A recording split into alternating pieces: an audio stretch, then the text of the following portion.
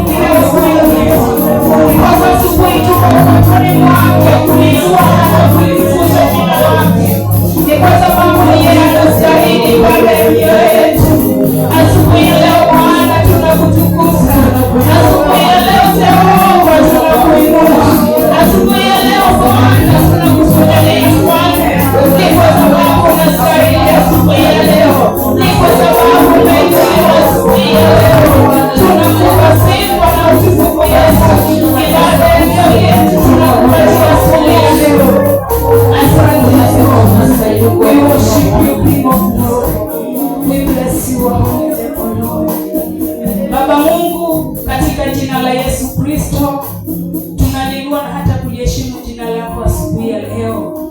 Asante Mfalme, ni kwa sababu umetuleta uweponi mwako Bwana. Tunaliinua na hata kulihimidi jina lako Mfalme. Asubuhi ya leo tunapokea siku hii kwa shukurani, ni kwa sababu Bwana umeiunda jinsi ilivyo. Pokea sifa na utukufu Jehova. Tunakuinua, tunakushukuru Bwana, maana asubuhi ya leo tunajua umepokea maabudu yetu. Tunakuheshimu maana wewe ni mwaminifu. Utukuzwe uinuliwe maana wewe ni Mungu. Na ni kwa jina la Yesu Kristo tumeomba na hata kuamini. Amen. Hallelujah. Asanteni sana praise and worship. Tunaweza appreciate wana sifa na ibada katika jina la Yesu. Tunaweza keti chini katika jina la Yesu. Bwana Yesu asifiwe. Praise God. Amen. Ni wangapi wamefurahia kuwa katika uwepo wa Bwana asubuhi ya leo? Amen. Tunashukuru Mungu ni kwa sababu ametusaidia na hata ametuleta katika uweponi mwake asubuhi ya leo. Kwa hivyo naamini kuwa tumeandaa mioyo yetu kupokea kile ambacho Mungu ametuandalia, na tukaweze kuandaa mioyo yetu ni kwa sababu ninajua amemwandaa mtumishi wake. Bwana asifiwe. Amen. Tumekuja tukitarajia kutoka kwa Mungu, na tuwe makini tusije tukatoka pasipo kutimiziwa kile ambacho tumekuja tukiwa tunatarajia. Bwana asifiwe. Kwa hivyo asubuhi ya leo tunaweza tusimama tunapomkaribisha mtumishi wa Mungu kwa makofi. Ninaomba tu tukaweze kusimama tunapomkaribisha mtumishi wa Mungu, dada yetu Mrs. Charles Brenda Nakadio, katika jina la Yesu. Tumpigie makofi. Hallelujah. Amen. Amen.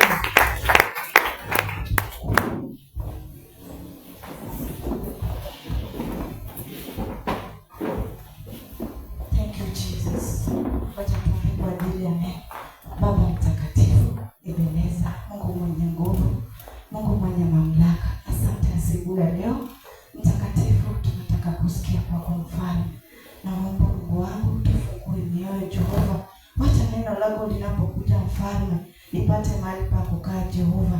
Wacha neno lako linapokuja Mfalme itukanyagisha hatua nyingine. Tuko tayari Jehova kuonywa na wewe, kuelimishwa na wewe, kunenewa na wewe Mfalme asubuhi ya leo Jehova. Asante maana utakuwa pamoja na watu wako, na katika jina la Yesu tunaomba. Amen. Bwana asifiwe. Amen. Asifiwe Yesu. Amen. Mnaniona nikisimama hapa? Yeah. Mko poa? Yeah. Niko poa pia, nashukuru Mungu kwa wakati huu. Bwana asifiwe. Amen. Huko mnapanga chini. Nasikia aje vizuri kusimama hapa. Bwana asifiwe. Amen. Kwa viongozi walionipa nafasi hii, thank you so much. I don't take it for granted. Nashukuru sana. Mbarikiwe. Bwana asifiwe. Amen. Naitwa Brenda, kwenye wajui ama Miss Charles. Na nimeokoka siku ya leo na namshukuru Mungu. Bwana asifiwe. Mimi pia ni mama. Kwa biologically niko na 2 boys. Naweza niita Mama Regan, Mama Travis. Bwana asifiwe. Amen. Pokeeni salamu ya Mr. Mi. Amesema niwasalimie sana. Bwana asifiwe. Mr. Mi ni huyo Charles. Bwana asifiwe. Mmepokea? Yeah. Asubuhi ya leo our topic today is about kneeling as an act of worship. Kneeling as an act of worship. Bwana asifiwe. Kneeling as an act of worship. Our year of the year, the topic of the year, the theme of the year, as we know, is the year of knee investment. Bwana asifiwe. Mkiona huyu mtu hapa, this is an act of worship. This is a worship. Ikikaa hivi. Bwana asifiwe. Lakini leo tuna deal na Bwana asifiwe. Tuko na njia mingi ya worship. Unaona vile ulioka leo. Ulikuwa unajua unaenda wapi? Ulikuwa unajua unaenda kazi ama kutembelea rafiki. Ulikuwa unajua unaenda. That is an act of worship. Hiyo mawazo tu kufikiria tu hivyo. It's an act of worship. Bwana asifiwe. Vile ulitoka kuna kitu unakujanga lazima ukuje nayo kanisa. Hii lazima inakuwa kwa M-Pesa, inakuwa Bwana asifiwe sadaka. It's an act of worship. Bwana asifiwe. Lakini asubuhi ya leo we are dealing with kneeling when you pray as an act of worship. Bwana asifiwe.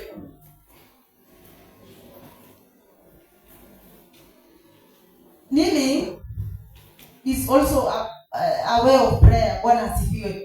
Tunapoomba, it's a way also of prayer, but as a way of worship nataka ndio tujue, is it a way of worship kama ni Brenda anasema zake. Bwana asifiwe. Nataka tufungue Psalms 95:6. Psalms 95:6. Kama kuna mtu ako na mic asome. Psalms 95:6. Mtu amepata? Manisome.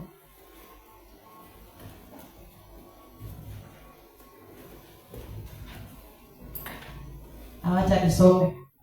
Come, nasema Psalms 95:6 nasema, come, let us bow down in worship.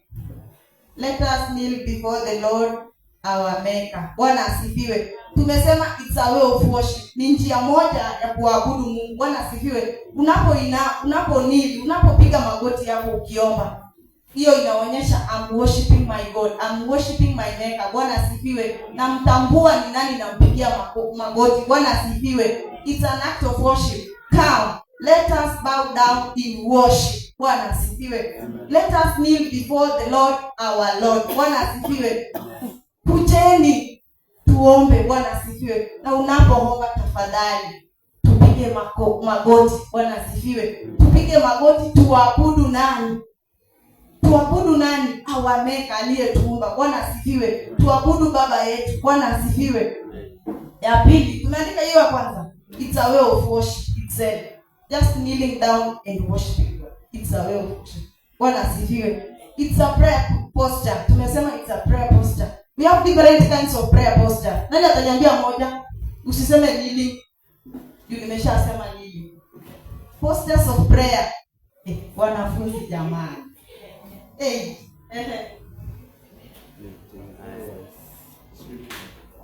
Yes, you can pray while kulala kifudifudi. Waswahili. Bwana asifiwe. Ingine? Raising your hands. Yes, raising your hand. It's a posture of prayer. Bwana asifiwe. Another one, ziko mingi. You can also pray while walking. Ama mtembeangi. Nasi hivyo ndio tunafanya. Bwana asifiwe. It's also a posture of prayer. Bwana asifiwe. Ingine? Kuna ingine? While seated. Yes. Bowing your head. Yes, bowing your head. Hata tumesoma. Bwana asifiwe. It's a posture of prayer. Kuna ingine nimesikia. While seated. Yes, while seated. You can also pray while seated. But today we are talking about kneeling. Bwana asifiwe.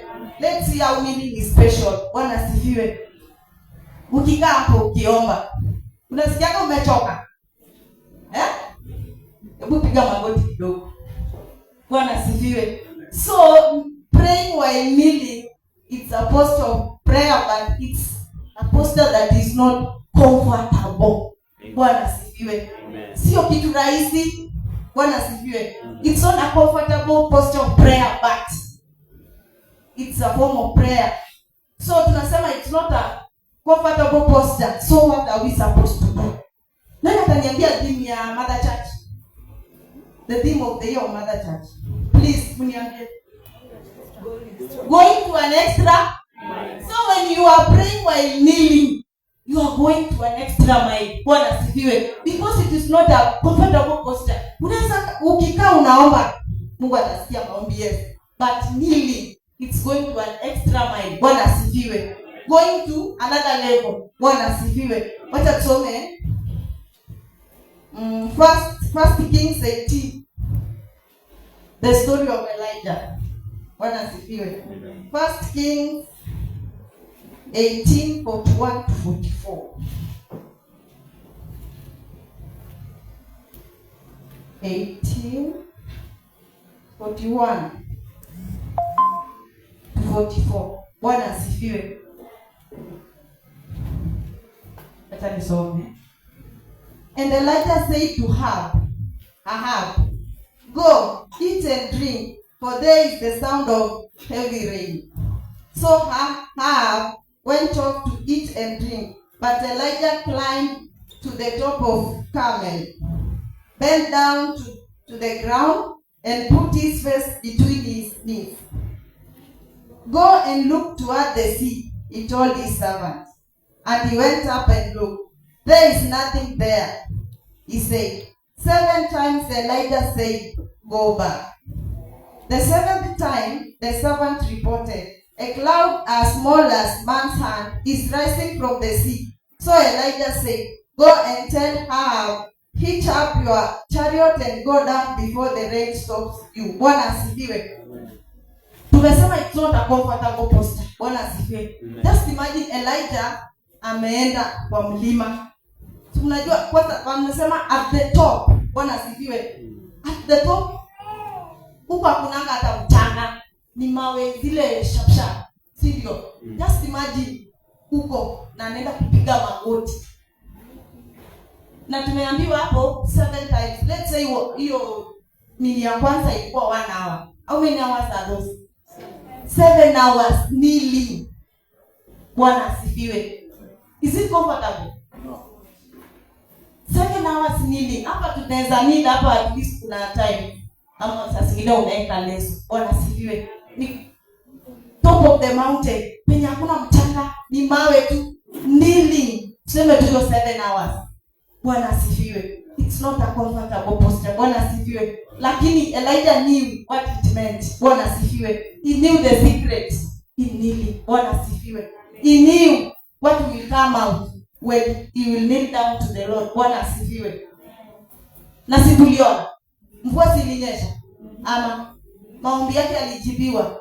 Bwana asifiwe. So when you are kneeling, when praying, don't take it at kitu rahisi. Bwana asifiwe. You are going to an extra mile. Bwana asifiwe. Unatafuta Mungu kwa njia iko mbele ya huyo mtu amekaa chini. Bwana asifiwe. Sijasema huyo mtu mwenye amekaa chini maombi itajibiwa. Bwana asifiwe. Lakini yako imeenda kiwango cha mbele. Bwana asifiwe. Imeenda mbele kidogo. Bwana asifiwe. So usione kupiga magoti.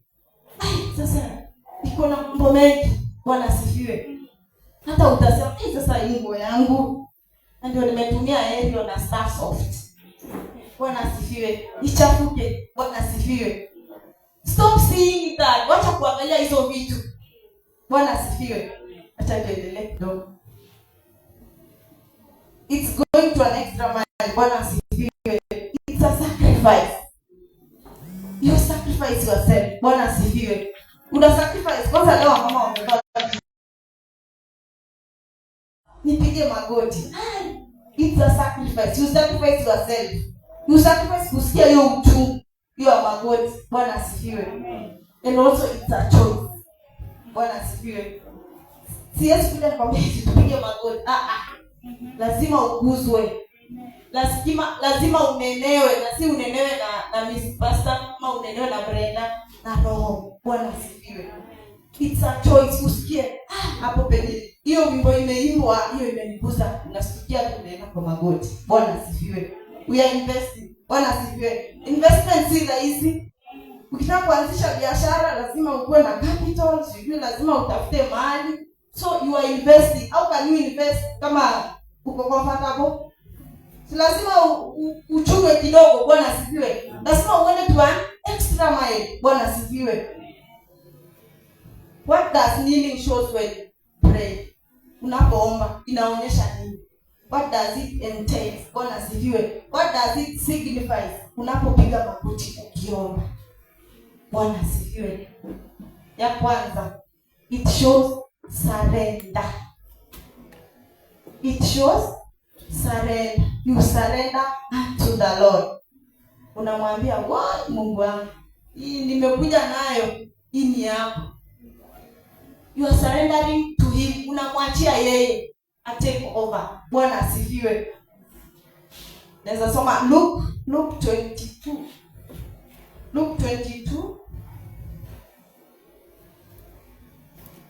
39. Anzia hapo 39.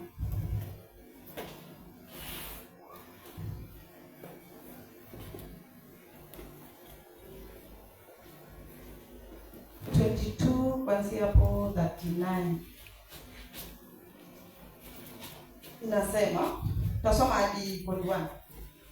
Jesus went out as usual to the Mount of Olives, and his disciples followed him. On reaching the place, he said to them, "Pray that you will not fall into temptations." He withdrew about a stone's throw beyond them, knelt down and prayed. Bwana asifiwe. The story before that, ni after Jesus they have shared the last supper with his disciples. Alikuwa ameshajua wakati umefika. Bwana asifiwe. So he was surrendering everything kwa Mungu. Let your will be done. Tu hapo chini inasema kama Mungu wangu hii kikombe kinaweza nichukulia. Bwana asifiwe. Lakini ikuwe kwa Father, if you are willing, take this cup from me, yet not my will but yours be done. Bwana asifiwe. Alikuwa anajua wakati wake umefika. Alikuwa na surrender to God. Bwana asifiwe. Alikuwa anamwachia yote. Bwana asifiwe. Na ukiona maombi ya Yesu yote, mostly ilikuwa akienda kuomba anapiga magoti. Bwana asifiwe. So he knew the secret of kneeling down. Bwana asifiwe. But here alikuwa anaonyesha, I surrender to you. Let your will be done. Kama ni kukufa nitakufa, mapenzi yako yatimizike. Bwana asifiwe. It shows you surrender. You leave everything unto God. Your troubles, your worries, your everything. You surrender unto God when you kneel down when pray. Bwana asifiwe. The second one shows submission.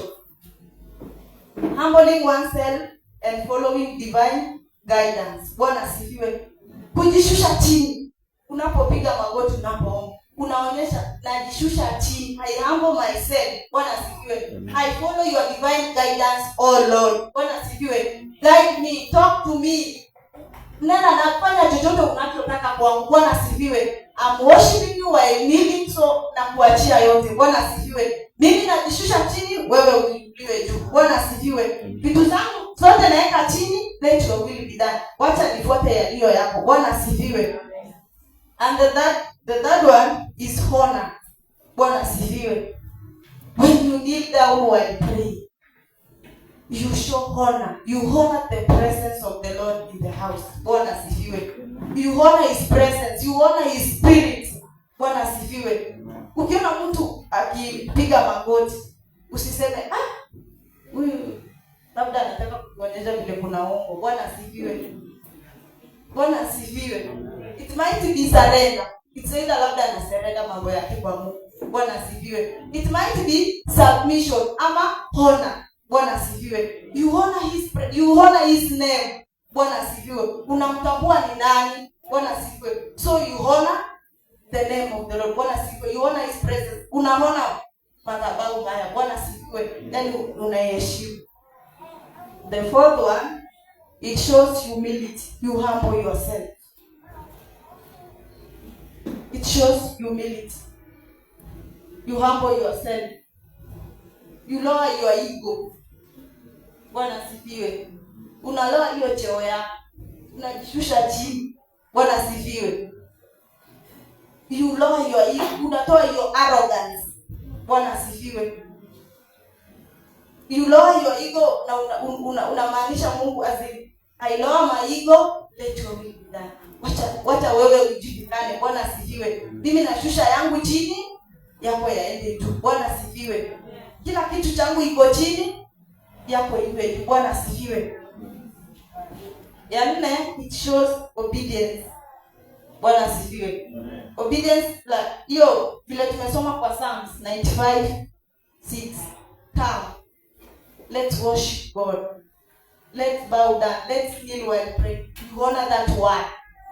Ama aje, unaheshimu hilo neno. Neno la Bwana linasema kujeni, tupige magoti tupige. So you are honoring the word. Ufanya tu hivyo. Bwana asifiwe. It's not a weakness. When you kneel down, it's not a weakness. Bwana asifiwe. But it shows strength in spirit. Bwana asifiwe. Tunaona si kila mtu anapiganga magoti. Si kila mtu utapata amepiga magoti. Ni ule tu ameguzwa. Ule tu anajua ni nini nafanya. Bwana asifiwe. Ni ule tu anajua ni nani mimi namfanyia hii mambo. Hii magoti napigia ni nani. Bwana asifiwe. It shows your spirit, your inner man is stronger. Bwana asifiwe. It's a weakness, unalala in a physical way, unaona it's weakness. Unajishusha chini. Bwana asifiwe. Lakini your inner man, your spirit, it's stronger. Bwana asifiwe. Your spirit is shifting atmospheres. Bwana asifiwe. Unapopiga magoti hivyo, inaonyesha kwa nje ni kitu dhaifu, ni kitu unajichafua. Bwana asifiwe. But your inner man, it's stronger. Ina move mountains, inafanya mambo. Bwana asifiwe. The atmospheres are shifting. Bwana asifiwe. It's also a ministry, ama it's a calling. Bwana asifiwe. Tena wape story kidogo. Kuna pastor alikuwa na mtoto. Mtumishi wa Mungu alikuwa na mtoto. So mtoto aligrow akijua unapoomba kupiga magoti. Sasa akagrow akikuwa na hiyo, anapoomba anapiga magoti. Sasa ikakuwa mtoto akaanza kuwa na issue kwa miguu. Bwana asifiwe. Sasa akapelekwa hospitali. Daktari akasema huyu mtoto asikuwa anapiga magoti, akona shida ya miguu. Hiyo Sunday nyingine mtoto akakuja akupiga magoti. Bwana asifiwe. Anapoomba kuenda nyumbani akaambia babake, leo sijasikia kama nimesali, leo sijasikia kama Mungu ameniguza. Bwana asifiwe. Babake akamwambia kwa nini? Akasema leo sijapiga magoti nikiomba. Si mliniambia nisipige magoti. Lakini leo sijasikia kama nimefika mahali. Bwana asifiwe. Sasa babake akamwambia, sasa daktari amesema usipige magoti, utafanya nini? Akasema mimi mniache tu nipige hii magoti. Bwana asifiwe. Imagine huyo mtoto ministry yake ilikuwa ni kupiga magoti. Bwana asifiwe. Ministry yake akipiga magoti hivyo, labda anaombea mtu mahali anapona. Bwana asifiwe. Akiomba hivyo, akisema kitu, Mungu anatenda hivyo. Bwana asifiwe. Unaona yeye hayuko comfortable kama hajapiga magoti. Sisi madaktari tunasema discipline. Bwana asifiwe. But ministry yake ni hiyo. Bwana asifiwe. It's a ministry. Bwana asifiwe. Unapopiga magoti, tumesema it shifts the atmosphere. Bwana asifiwe. Ministry yake ilikuwa ni hiyo magoti. Asipopiga anasikia kama hajafanya kitu. Bwana asifiwe. Hajaabudu Mungu, lakini akipiga magoti anasikia roho yake iko sawa. Bwana asifiwe. So it's a ministry by itself. What are the benefits of kupiga magoti while praying? It provokes God to act. Bwana asifiwe. It provokes God to act. Bwana asifiwe. We have said you are going to an extra mile. Bwana asifiwe. Umepiga magoti. You have shown your submission to God. You have shown your respect to Him. You have shown your honor to Him. Bwana asifanye kitu. Bwana asifanye kitu. Bwana asifiwe. It's one of the way of you are provoking God. Bwana asifiwe. You are provoking Him to do something, to shift the atmosphere. Bwana asifiwe. It provokes God to act, to do something. Bwana asifiwe. Also, it shifts spiritual atmosphere. Nimeshasema hiyo. It shifts the spiritual atmosphere. Also, inward man activated. Ama your inner spirit is become strong. Bwana asifiwe.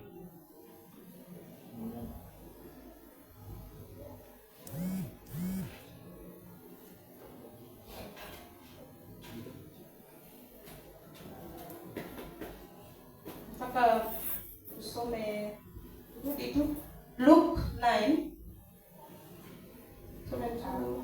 Luke 9:23.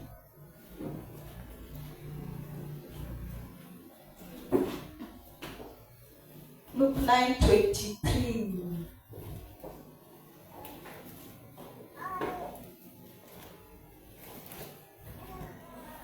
Luke 9:23 inasema, then he said to them all, whoever wants to be my disciple must deny themselves and take up their cross daily and follow me. Bwana asifiwe.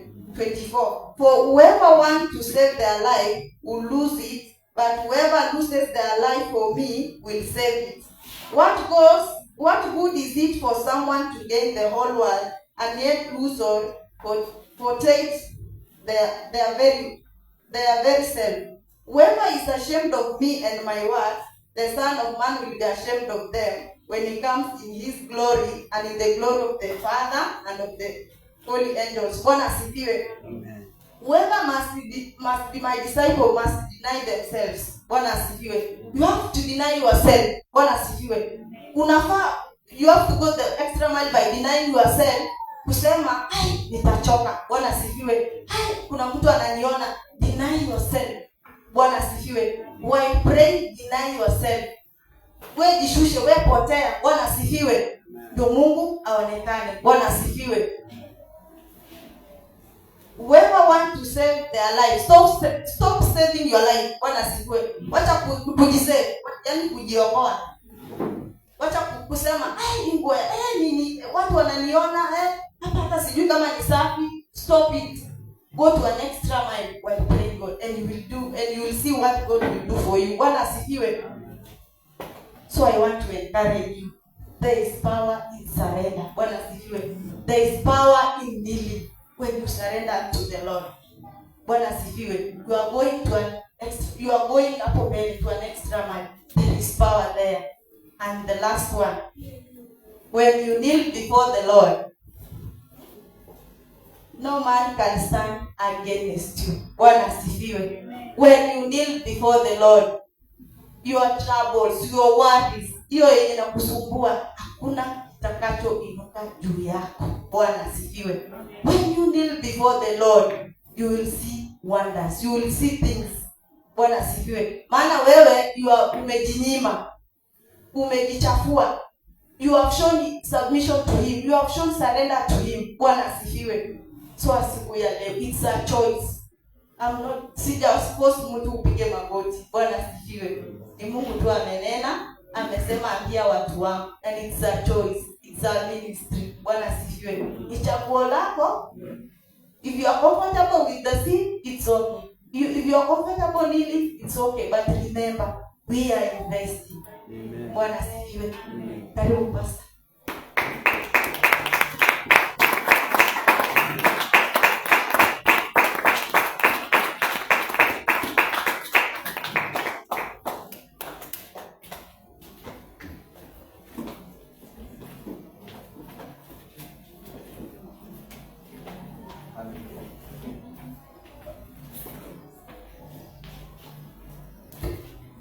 Bwana asifiwe. Ndio tunaendelea kuchosha na inaisha tena.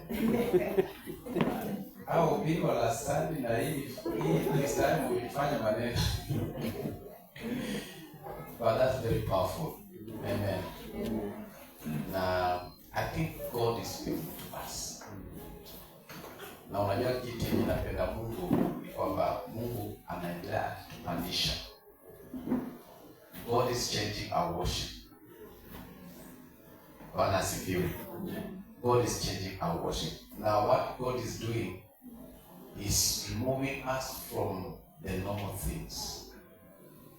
The normal way of doing things, the normal way of worship. Then God wants us to go deeper. Na nimekuwa nikisikia mtumishi wa Mungu amekuwa akihubiri. Then nimekuwa nikiwaza, what is God saying? What is God saying? Now, if you can be keep the spirit, this is the message of God. Are you able to break yourself before me? Are you able to break yourself before me? Nilibarikiwa sana kwa mkesha. Unajua tuko hapa kesho Friday. Then I could see people wakiomba, watu wamelala chini from. Na it was so deep. Now you see, it was not forced, but you find that God came until people were praying. Unaona watu wamelala kwa floor. Now they were crying to God. Nikasema ni hiyo sasa. Nikasema now this is what God wants. na kulikuwa kumenyesha na ilikuwa na baridi, but naona tu vile the way people are breaking before the Lord. Now the Bible says that a broken heart and a broken spirit, God will never overlook that heart. God will never overlook that heart. Now I love David. When David came before the Lord, the Bible says he danced. He danced mpaka nguo yake ikaweza kuanguka, na ilipoanguka Mikal ambaye alikuwa ni mke wake akasema, okay, why are you disgracing yourself? Then David said to Mikal, akamwambia, I am dancing before the Lord who chose me in the presence instead of your father.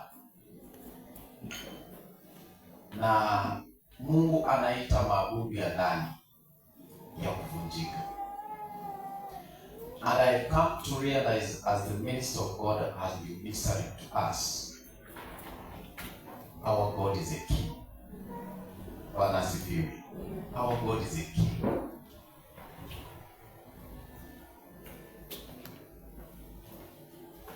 Hallelujah.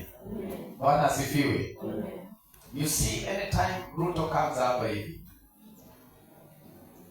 ama let's say Obama ila alikuja Kenya, ama right now tuseme Trump, kuna some people hata kuja Kenya kustep in Kenya for this. Mimi wanashindwa ni kwa nini? Inakuwa advertised all media, Trump is in Kenya. Now you see, can you think what will happen? Wamekupea a chance hata kusema tu shairi mbele ya Trump. Utaambia mtu wa kamera, make sure umecapture. Sindio? Na kama ni kwenda kwa Trump ama VIP people, you see, utaenda na nguo nzuri, sindio? Utaenda na nguo nzuri, utanua nguo, na hiyo siku utalala ukijiangalia. They wanna kuangalia hata other people, they measure you. Unajua juzi, when the president came here, there is a friend of mine ambaye alikuwa anamuonyesha yeye, alikuwa anamuonyesha, anamuexplainia hii mambo za nini. So that guy told me hajawahi kuna tension kama hiyo. Akasema before ni hiyo siku before the president comes, anasema hata hiyo kijiti anaonyeshwa nayo hivi, hii kitu sini, wanasema hiyo kiti haupatiwi mpaka vile amefika. Immediately ukishamaliza kuonyesha hivi hiyo kiti, nimeonyesha hii nini, then they take that stick back. Anasema they train you, this how you stand. Anasema you don't stand on the left or on the right side, walk on the left side. Anasema protocol ni hapo hivyo, mpaka jamaa anasema before hata nianze nilikuwa already niko test. That is a man. Now, can you see of God? This is a man, by the way, you will be judged the same way na Ruto. Do you know that? Yes. The way Ruto will stand before the Lord to kujitetea, the way wewe utasimama. Na sasa zingine utapita. Na hata hivi atapita. Bwana asifiwe. Lakini do you know there is a common place that we are going? Umeona when it comes to judgment, the seat of judgment. Umeona president wa Zimbabwe atakuwa hapo. President wa America atakuwa hapo. Any other prominent people who died, all of them will stand on the same throne. And whatever they will receive on the throne is what you receive. Hakuna judge, hakuna favorism. Ya kwamba huyu alikuwa ni president, huyu alikuwa ni nani, sasa unakuwa VIP. Mbele za Mungu hakuna VIP. And let me tell you, and that's what gives us an opportunity. We give God the best worship. And that's why one of the things that we can do, usiwahi kulegeza magoti yako kwenda chini. Bwana asifiwe. Na Mungu akikwambia kwamba nataka lala na tumbo chini, lala. lala. Hiyo ndio Mungu anataka kwako. Saa zingine Mungu anaweza kuambia kwamba kama vile Elijah tumeombewa, enda tu unaweka miguu chini. Unaona hii miguu pia hii kichwa yako unaiweka katikati ya miguu na unanena mambo ya siri. That's what God is calling us to do. God is calling us into a deeper level of surrender. Now, I want to let's see something in the book of Revelation. Kwa sababu mhubiri pia leo hapa anasema mhubiri yake. We thank God. The book of Revelation. The book of Revelation chapter 4.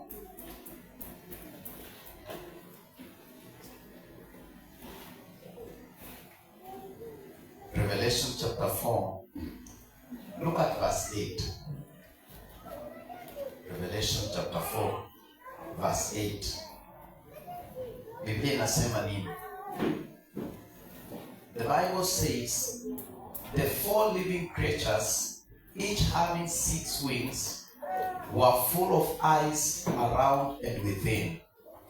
And they do not rest day or night, saying what? Holy, holy, holy, Lord God Almighty, who was and is to come. Those are the 4 living creatures. Now, the Bible is speaking of the throne of God, penye Mungu anaketi. Na penye Mungu huwa anaketi kwenye kiti cha enzi, kuna viumbe vinne vyenye uhai. Na hizi viumbe vinne vyenye uhai, sura yao ni tofauti. Ukisoma hapo hivyo ni kwamba sura ya kwanza ilikuwa inaonekana kama ya nini? Ya mwanadamu. Nyingine inaonekana kama ya chui. Iko na different appearance. Now these 4 living creatures, whenever they stand before the Lord, the Bible they say, inasema kwamba they say what? Can you say they say? Holy, holy, holy, Lord God Almighty, who was and who is to come. Holy, holy, holy is the Lord God, who is, who was, and is to come. Those are the living creatures. Now, hiyo si ni viumbe vine vyenye uhai. The Bible says, immediately they say that, they signal something. What they signal in the next verse?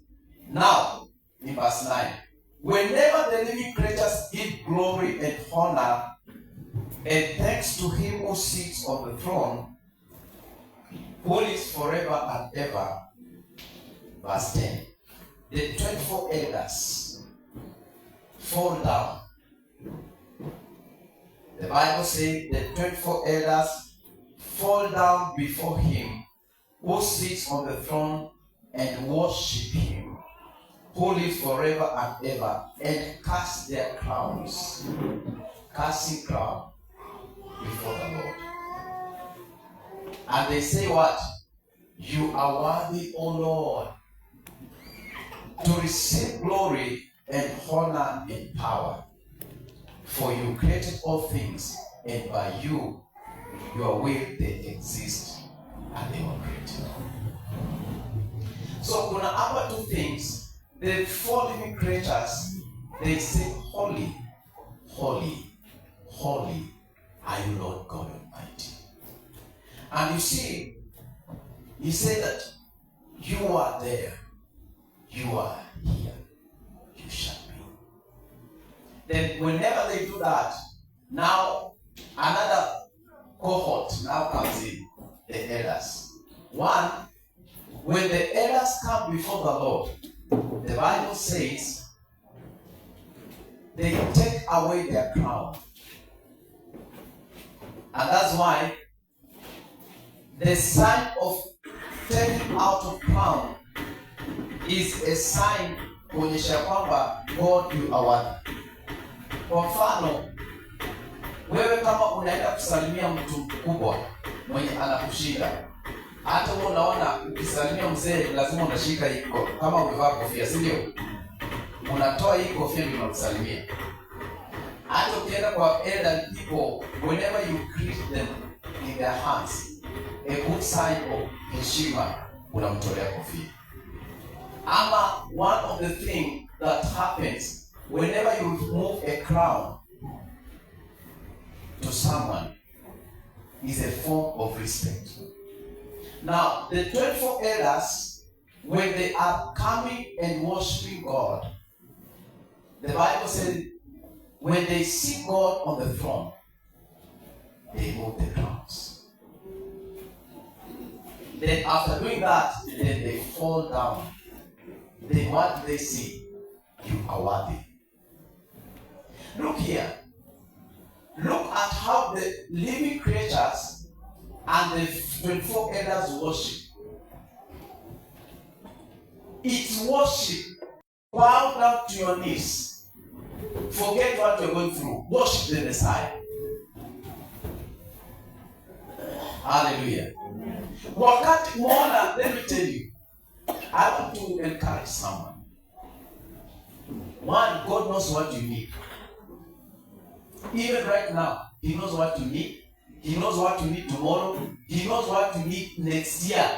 When that ambition, unajua God has your program until 2040, anajua chenye unahitaji. And let me tell you, prayer is not reminding God what He needs to do about you. You don't remind God. And that is why useme kwamba leo sijaombea school fees. Hapana. The Bible says that even before the word is on your tongue, I know. Let me tell you, the greatest thing that you ever do, that's worship God. Whenever, na mimi nimejifunza, umeona mimi huwa naabudu Mungu. Naabudu Mungu. Na I remember leo nimekuwa katika magoti hivi. Then I feel the power of God coming down on me. I don't, kuna ama sisi nijiona sasa kitu peke yangu. Leo nilikuwa kama nimepiga magoti, then I felt the warmth of the Father. I was deep in prayer, then I found God coming. Then when He spoke to me, I felt kitu kama nguo inakuja kunifunika.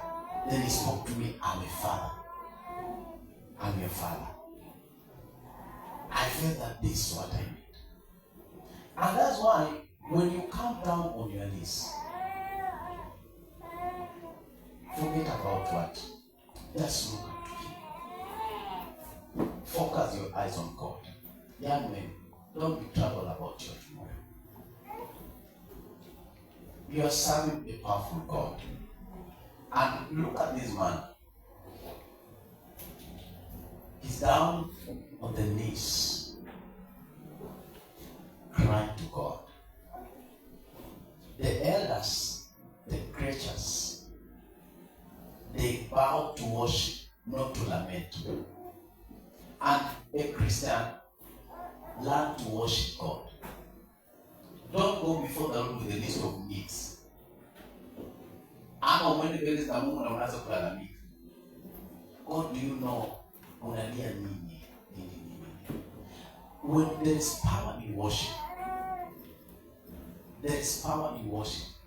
And let me tell you, the only thing that can make God to respect you is your worship.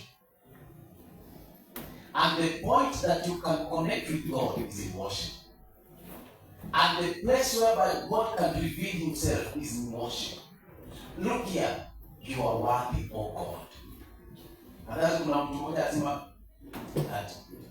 when I come in your presence, past the gates of praise, deal with me face to face. I look unto your countenance. We look into at face to face. I can see the exalted I am. Hallelujah. Are we able to worship God? Bwana asifiwe. Ni nani anasikia kwamba leo ampe Mungu ibada ya moyo wake? Na tunazapiga magoti. Mhubiri amesema alazimia nataka kulazimisha. Bwana asifiwe. kuna vitu vingine vinasema tujifunze. Na ukiwa kwa nyumba yako, ngoja nikwambie, umeona kitanda yenyewe unalalia, unajua inakupeleka practice ya nini? Hiyo ni kakaburi kadogo. Hiyo kitanda, na upende tu kitanda. Sometimes come out of the bed, kneel down. Na you know, sometimes hata sasa unaweza kuwa hauna maneno ya kusema. Hiyo magoti ni language. Na especially kama moyo wako, umeona, kama unapitia mambo mazito, unasikia moyo umekuwa mzito na hauna maneno, enda upige tu magoti. Piga magoti for 1 hour. Na saa zingine kwa mama ama mtu yote unafia mambo imekulemea, piga magoti. Hiyo machozi yenye unalia hapo hivyo, waacha mtu penye umepigia magoti. Release. There is power in kneeling as the worship. Hallelujah. Tunataka leo tu practice. Angalia jirani yako, mwambie achana mimi. Mwambie achana mimi. Mwambie ukiniona nimeenda wachana mimi. Hallelujah. Tunataka tupatie Mungu ibada ya magoti yetu. Siku ametunenea hapo hivi. Na unajua yeye hatuwezi kufanya ati nini? Anataka tupige magoti. Na sasa mimi nataka kulazimisha kila mtu kwa kiti yake, piga magoti mahali ulipo. Then we just go before the Lord as we ask him to mwabudu. Then give him worship. Mwambie kwamba Bwana unastahili. Don't come and na uweze kusema complaining. I want us to worship him. Mwambie kwamba Mungu unastahili, mbali umenifikisha ni wewe. Hata you being saved. Unajua watu wengi sasa hawajaokoka. Kuna watu wenye wokovu ni ujinga kwao. Wewe ashukuru Mungu, unaweza lipa boda, ulipe 100 shillings unakuja kwa church. Utatoa sadaka. Hiyo kitu si kawaida. Piga magoti mahali ulipo, tumshukuru Mungu. Just worship him. Ninashukuru hata pia John amechukua posta yake. Rabbi Kende ya Dabasha. Just worship him. Father, we bow before you because we cannot bow before men. Kama isingekuwa wewe Bwana, katika jina lako we surrender ourselves to you, Lord. The Bible says the 4 living creatures, they come and say that you are holy. Holy, holy is the Lord God Almighty. The Lord who is, the Lord who was, the Lord who shall be. You are so faithful, oh God. You have carried us this far, we have come. Thank you, Lord.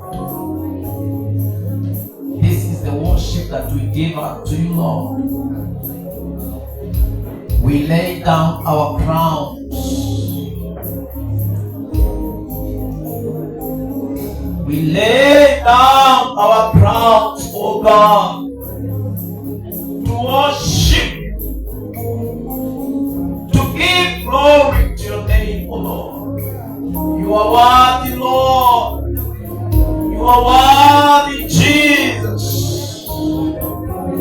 You are worthy, Son of God.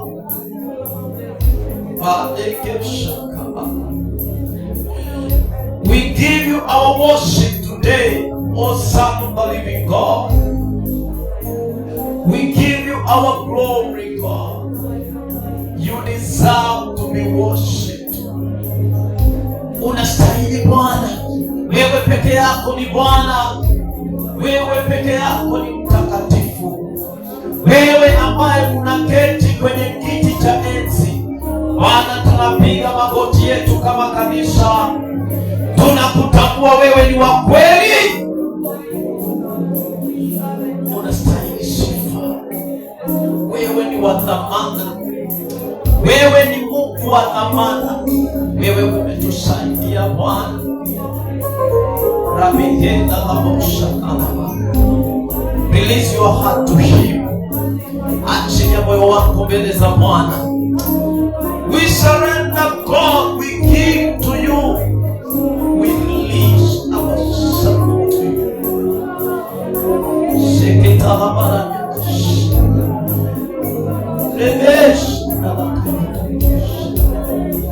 You are so holy, God. Forgive us our sin where we have gone wrong. We allow you, Jesus, to come and take preeminent in our midst.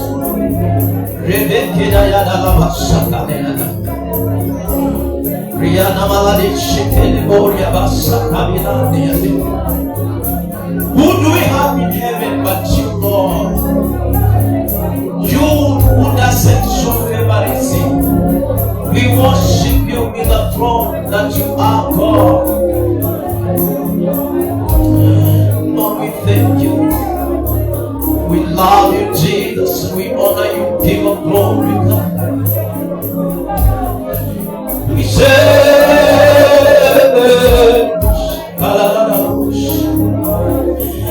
sina mwingine wa kuabudu, sina mwingine ninaweza pigia magoti na kuomba ila wewe Yesu. Tunapoabudu Bwana, may you receive our worship. Lepetaka Itaya la masaka maneno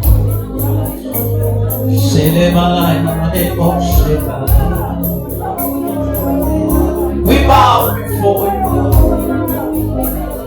We bow before your name, Lord. Yes, Lord. Yes. We take away everything that belongs to us, that you may be exalted, O God. We take away ourselves, oh Jesus. You are King forever. You are the great King forever, Lord. Lord, we worship you.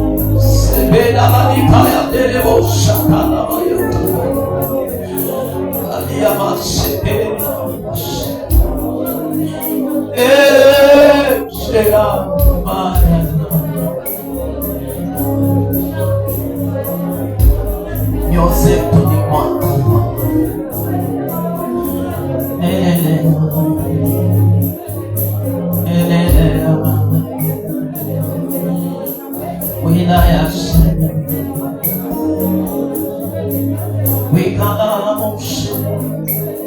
We worship.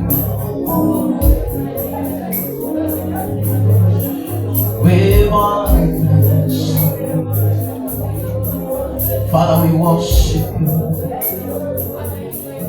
Wacha Bwana apokee maabudu zako ndani ya moyo wako. We love you, Jesus.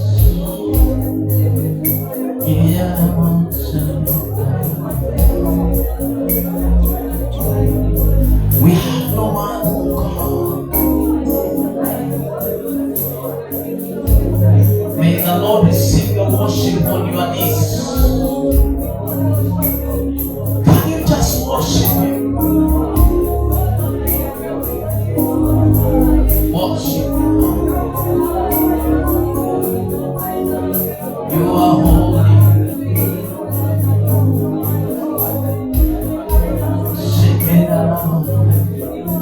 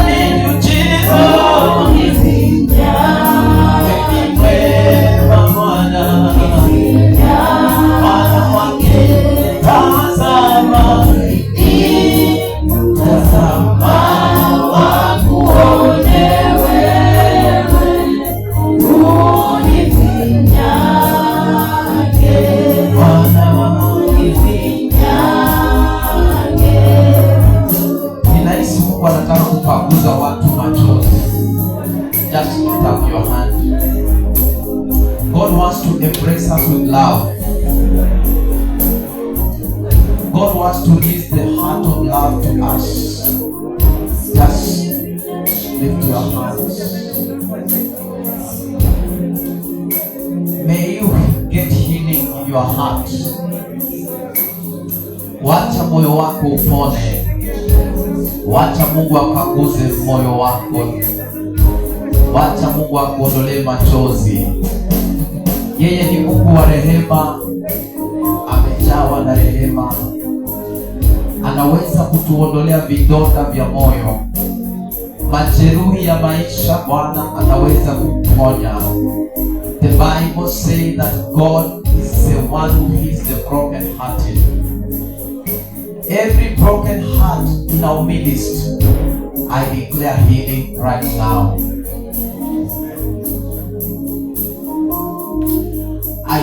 your heart now.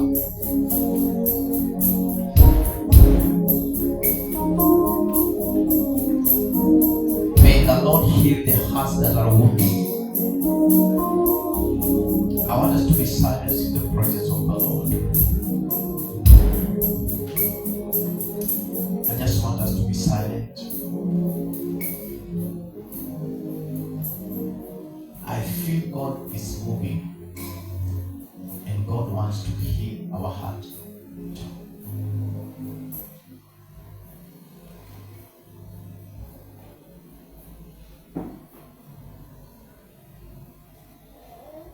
Every heart that is wounded, may you find comfort now.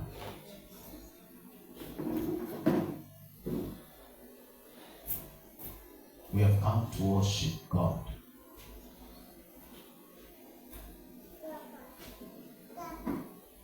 Father, we give you our silence as a worship.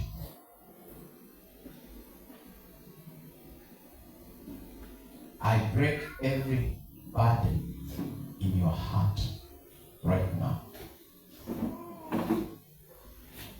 I break every burden in your heart. The devil is a liar.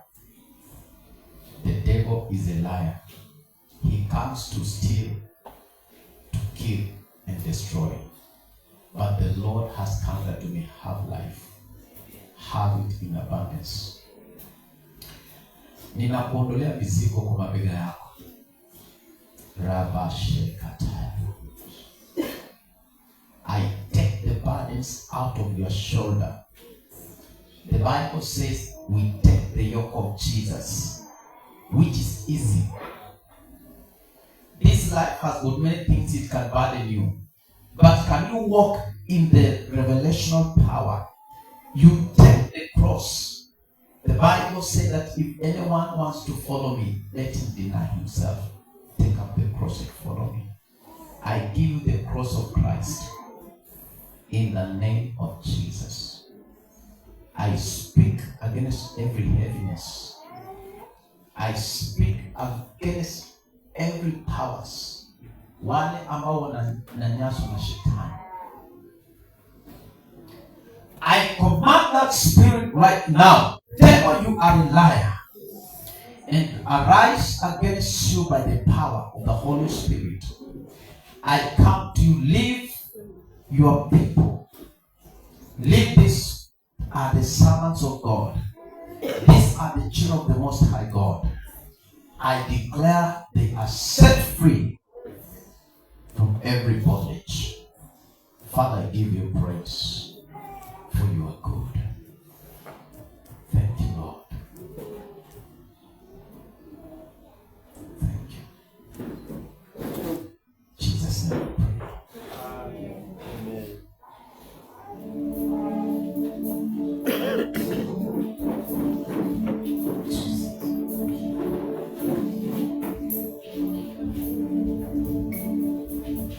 That mode of worship, let's just raise our hands before the Lord as we prepare our hearts to worship the Lord. Let's speak to the Lord in word as we surrender our lives and ourselves before Thy presence. As we call Him Jehovah, Jehovah, Jehovah.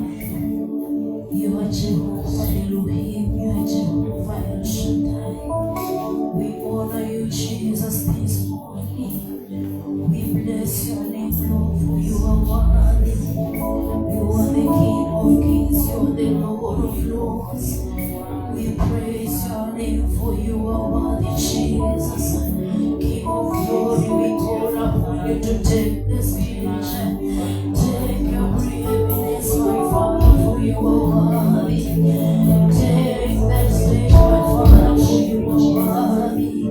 Jehovah is your name, Jesus. There is none like you, Father.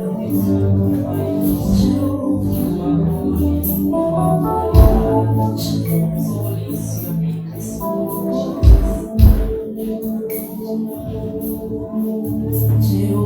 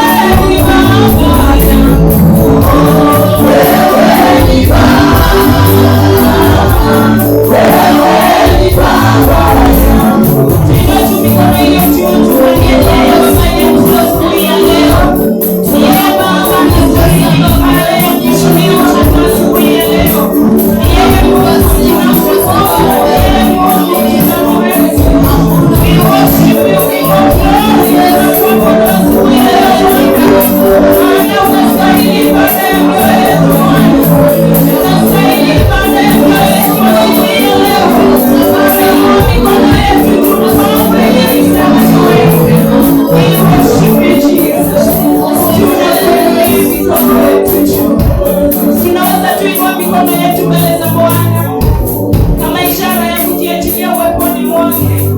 Ni kwa sababu ni yetu Baba katika maisha yetu asubuhi ya leo. Bali huu ni kwa sababu amekuwa mwema na mwaminifu. Ni kwa sababu tunaweza kumpatia ibada ya kumwinulia mikono. Tumwinulie tu Bwana mikono, ni kwa sababu tunaweza kosa cha kumpa. Lakini asubuhi ya leo tumwambie yeye Baba anastahili katika mioyo yetu. Tunakutukuza Mfalme, tunakuinua Mungu. Asante kwa ukuu wako. Tukiendelea tukuinua mikono zetu mbele za Bwana asubuhi ya leo, wapendwa, tusichoke. Kuna watu mahali hawawezi inua mikono yao juu. Kuna watu mahali hawawezi hata simama, lakini kwa sababu Mungu ametupatia nguvu, ametupatia neema na hata afya asubuhi ya leo, tunaweza tumuinulia mikono yetu juu tukiwa tumetulia katika uwepo wa Mungu. Tumpatie tu sadaka ya kumuinulia mikono yetu juu tunaponyamaza katika uwepo wake, na akaweze kupokea dhabihu hiyo katika jina la Yesu.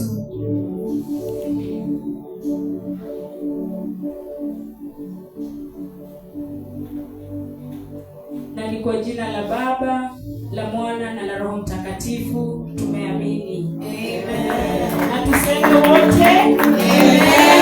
Kanisa liseme amen.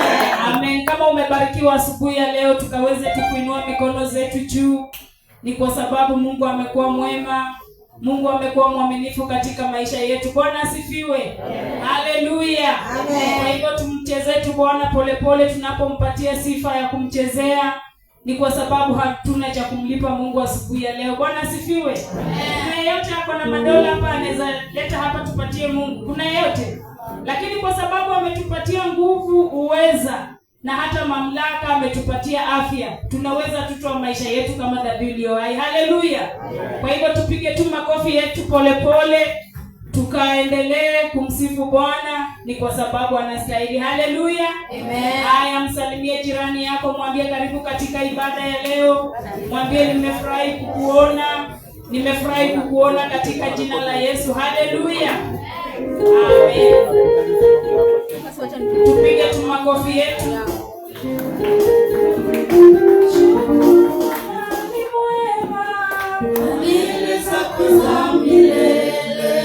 Mshukuru Bwana ni mwema. Fadhili zake za milele. Hizo sura zinakaa kama zinashukuru Mungu. Haleluya. Hiyo sura ya shukrani iko na tabasamu, sio? Haya, tupatie Bwana makofi ya pole pole tunapomshukuru.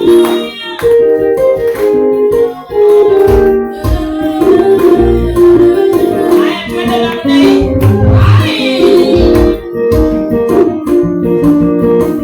Mshukuru Bwana ni mwema. Fadhili zake za milele. Mshukuru Bwana ni mwema. Fadhili zake za milele. Mshukuru Bwana ni mwema. Fadhili zake za